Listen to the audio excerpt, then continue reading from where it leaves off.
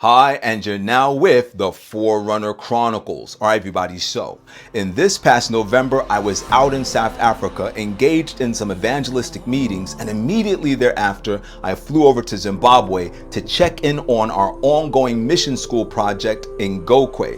And as I got into the region, I was also requested to take a look at the situation at the Songhai Primary School because they're in need of great assistance. And that's exactly what I saw when I got there. I saw infrastructure issues of all kinds. They lack a borehole, which means they don't have ready access to good clean water. The school buildings, some of them have massive cracks in the wall, and the classrooms are overcrowded to the extent that many children don't even have desks or chairs to sit in, and that's just some of the issues in the region. So what I'm going to do right now is show you some video footage of me on location at our mission school site in Gokwe. Hopefully it's going to be a full-blown academy in the coming year of 2024. And as you watch and as you listen, I pray that God will touch your heart with the spirit of self-sacrifice, realizing that to be Christians, it's more than us preaching the truth. It's us practically living out the truth to such an extent that we will reach out to those that are poor, that are downtrodden, that are oppressed and fatherless, to do what we can in a very tangible way to help them to look up and realize that there is hope for them in Jesus, not only in this life, but in the life to come. God bless you. And as always, whether you like it or not, the truth is the truth. So right now we're at the school site, and I'll show you some of the bricks. We have some new bricks out here for another block that we're going to be working on. Some of these bricks have been made by the people in the community, and we're hoping to start building before any sufficient rainfall, which would be destructive to the building process.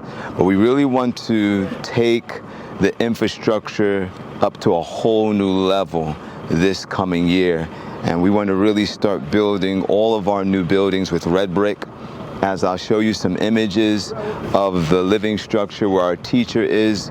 She previously had about 9 students boarding with her. Now she has 23 boarding with her in this two-room facility. One of the rooms are for a kitchen and the other room is for the living quarters. 23 children, including the teacher, are there. And this is something that needs to get rectified immediately. We are looking into building the next blocks and going forward, but there's just not enough resources coming in quick enough for us to be able to facilitate all the needs that we're looking at in building out this academy. And I know the Lord's going to bless. I know it's all going to happen.